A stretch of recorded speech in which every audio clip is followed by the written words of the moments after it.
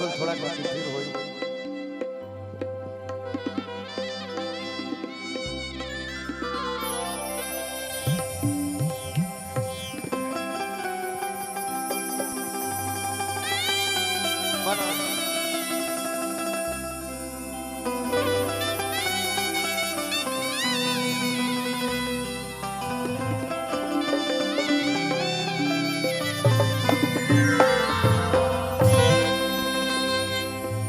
और बड़ा ही आज सभ्य मंच मिलल बा। अच्छा अच्छा गीत गावे के मौका मिली। पुरान का वही में दो नौजवान भाई लोग खातिर भी हुई। ज्यादा तो हमरा बोले बतिया गाना बजाना पाओ तनी से।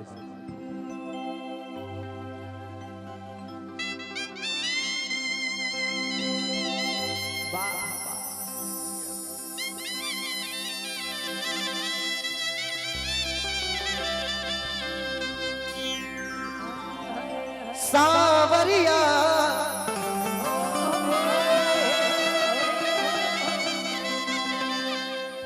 ए मोर सावरिया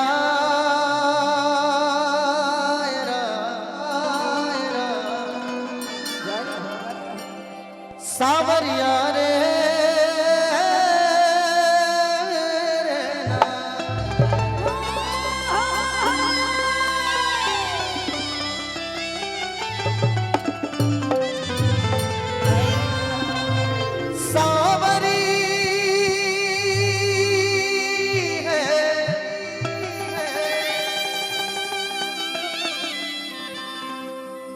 वक्रतुंड महारे काया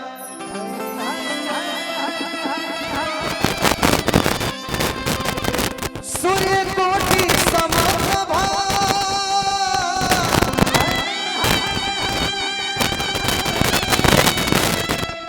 निर्विघ्नं कुरु मे देव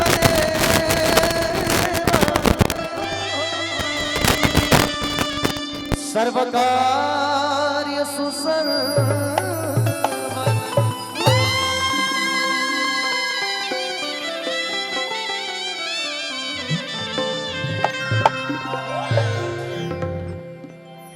बहुत पुराना लय जख्म भैया लिखनी ऊपर भजन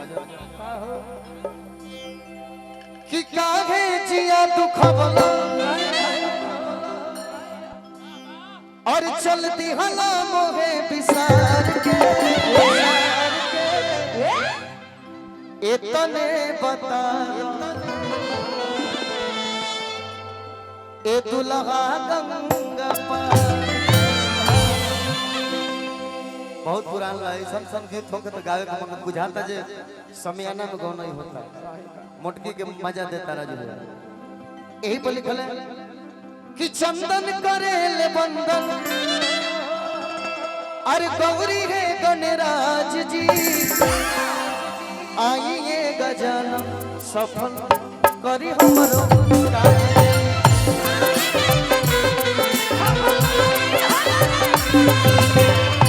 आइए गजानन सफल करी हमरो काज।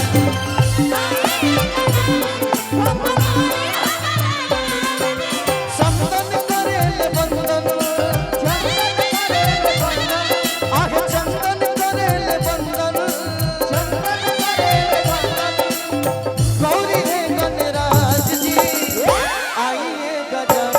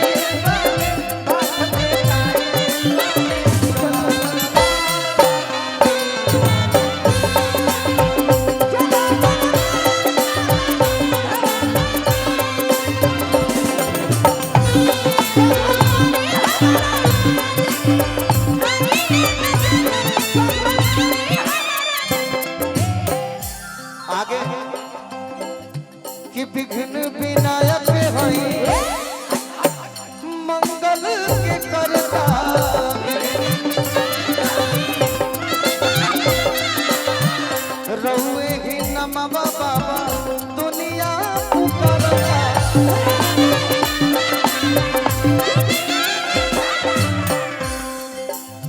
कि विघ्न विनायक है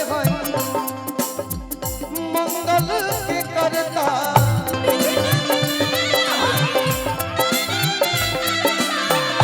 रहुए ही नमवा बाबा दुनिया पुकारता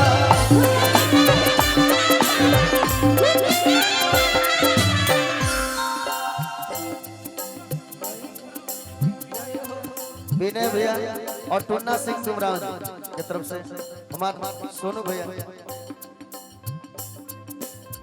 भैया की तरफ से पुरस्कार, कल्लू भैया की तरफ से पुरस्कार, बहुत बहुत आभार प्रणाम करो। देवतल में प्रथम पूजैनी, देवतल में प्रथम पूजैनी,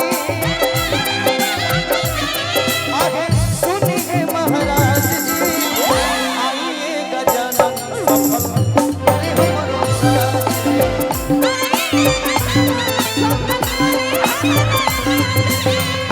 आइए गजानन सफल करे हमरो